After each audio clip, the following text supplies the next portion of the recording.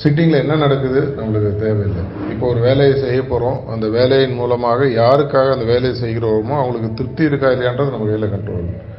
இப்போ நீங்கள் வீட்டில் சமைக்கிறீங்க, உங்கள் கணவருக்கோ இல்லை குழந்தைகளுக்கோ உங்கள் தாய்மார்களுக்கோ நீங்கள் சமைச்சது பிடிக்குதா இல்லையான்றது உங்கள் கையில் இல்லை. ஆனால் சரியான சமையல் இருப்பதுக்குள்ள பெஸ்ட்டான சமையல் உங்களால் முடியுமான்னு அதுவும் உங்கள் கையில் இருக்குது.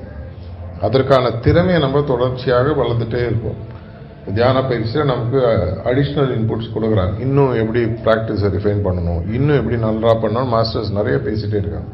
இப்போ ஓவர்சீஸ் டூர் போயிட்டுருக்காரு, துபாய், லண்டன், இன்னைக்கு நாளைக்கு யூஎஸ் போகிறாரு. அதில் பார்த்தீங்கன்னா உங்களுக்கு நிறைய நம்மளுடைய ப்ராக்டிஸை இன்னும் ஃபைன் டியூன் பண்ணுறதுக்கு கொடுத்துட்டே இருக்காங்க.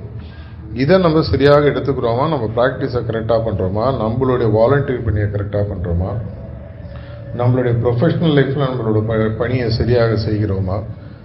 ஒவ்வொரு வேலை முடித்தோன்னா நீங்களே உங்களுக்கு மார்க் போடுங்க. 100க்கு 100 நான் போட்டுக்க முடியுமா, இல்லை நான் கொஞ்சம் ஷார்ட் சேஞ்ச் பண்ணியிருக்கேனா இல்லையா.